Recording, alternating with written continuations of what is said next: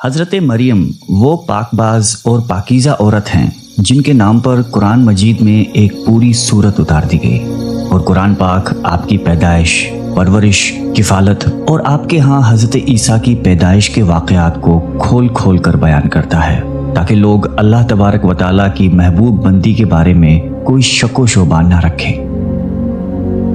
حضرت مریم علیہ السلام حضرت داؤد علیہ السلام کی نسل سے تعلق رکھتی ہیں۔ آپ کے والد محترم اس دور میں بنی اسرائیل کے امام نماز تھے، اور آپ کی والدہ محترمہ بھی عابدہ اور زاہدہ خاتون تھیں۔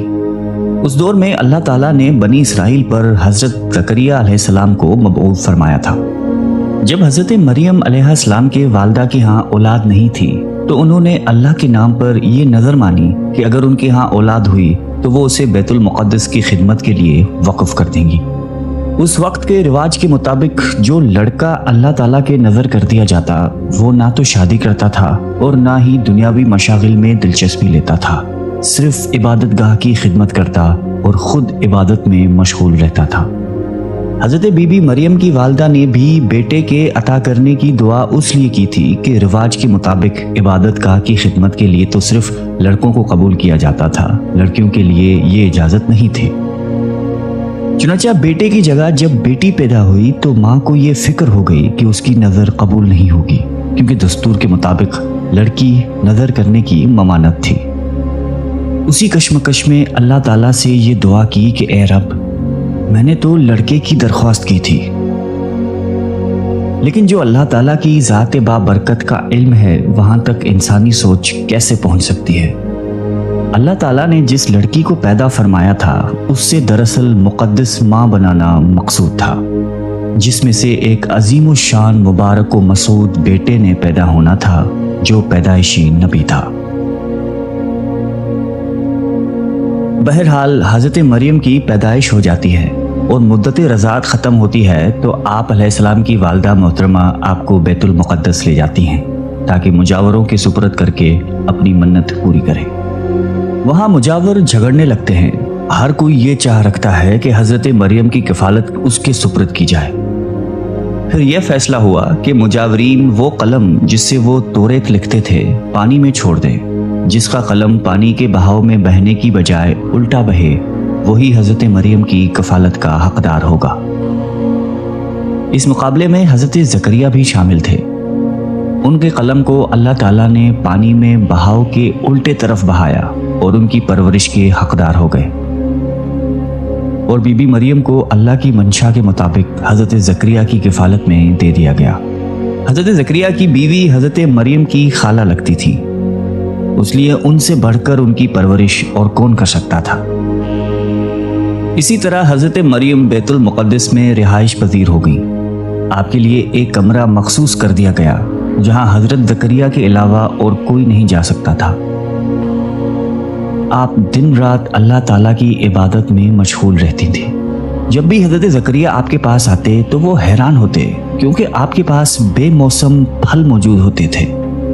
گرمیوں کے پھل سردیوں کے موسم میں اور سردیوں کے پھل گرمیوں کے موسم میں آپ کے حجرے میں موجود ہوتے تھے۔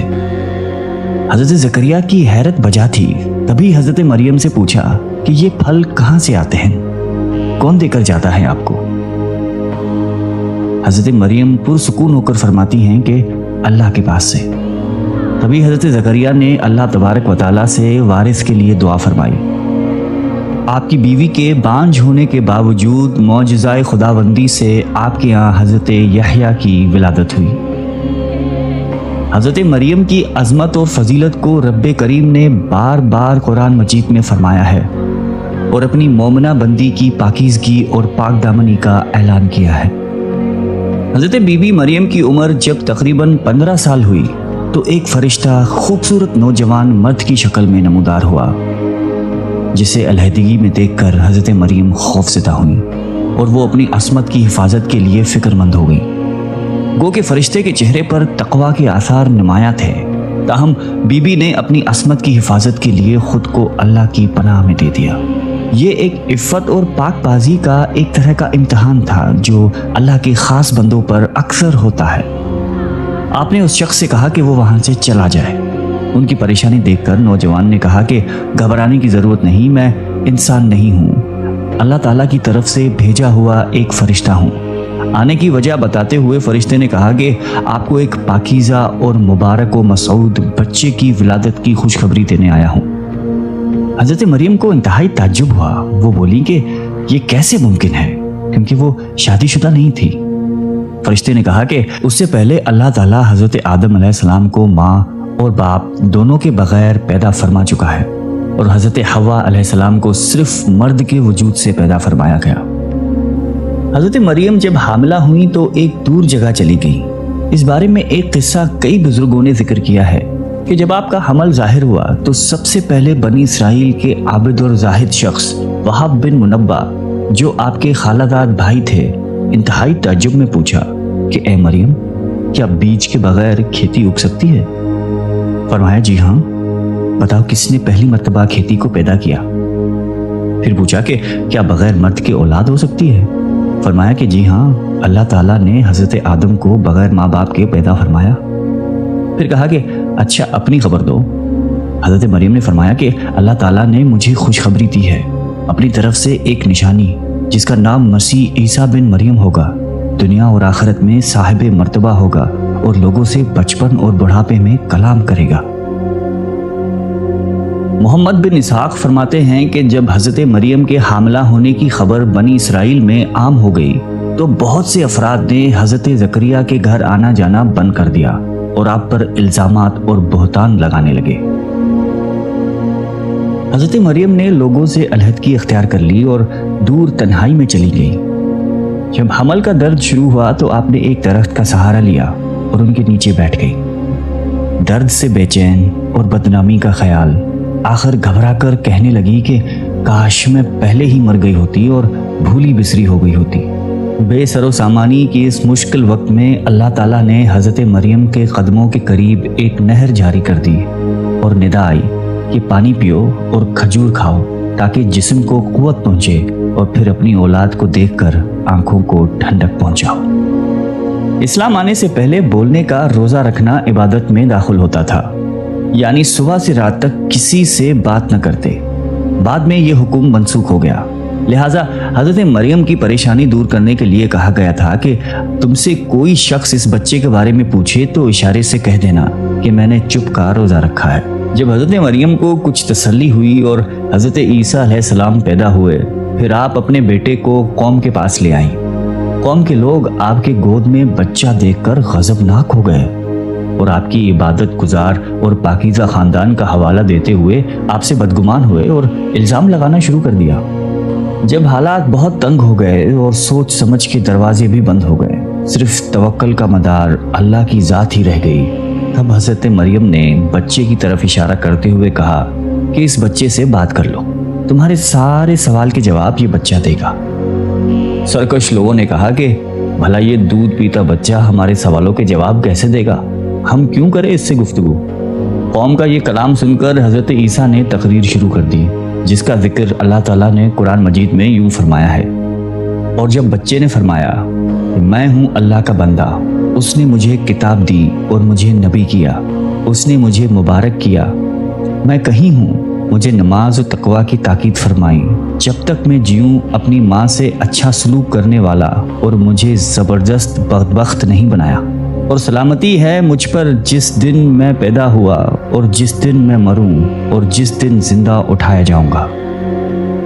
हज़रत ईसा अलैहिस्सलाम की ज़िंदगी के मुताल्लिक़ इसराइली रवायात में बेशुमार वाक़यात मौजूद हैं। उनमें से एक इंजील में है जो हज़रत वहब बिन मुनब्बा से मक़तूल है।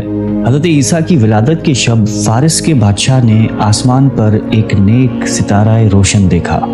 नजूमियों से दरियाफ्त किया तो बताया गया कि इस सितारे का तुलू किसी अजीम शान हस्ती की पैदाइश की खबर देता है जो मुल्क शाम में पैदा हुई है। बादशाह ने खुशबुओं के उम्दा तोहफे देकर एक वफद को मुल्क शाम रवाना किया। मुल्क शाम पहुंचकर वफद ने यहूदियों के बादशाह से तमाम हालात दरियाफ्त करना चाहे।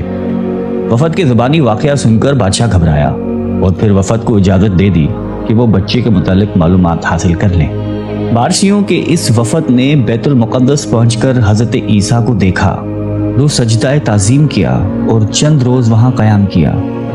اسی دوران اس وفد کے بعض آدمیوں نے خواب میں اپنے بادشاہ کو اس بچے کا دشمن دیکھا۔ ان لوگوں نے حضرت مریم کو اپنا خواب سنایا اور مشورہ دیا کہ اس بچے کو کسی محفوظ جگہ لے جائیں۔ اس کے بعد حضرت مریم حضرت عیسیٰ کو لے کر مصر چلی گئی۔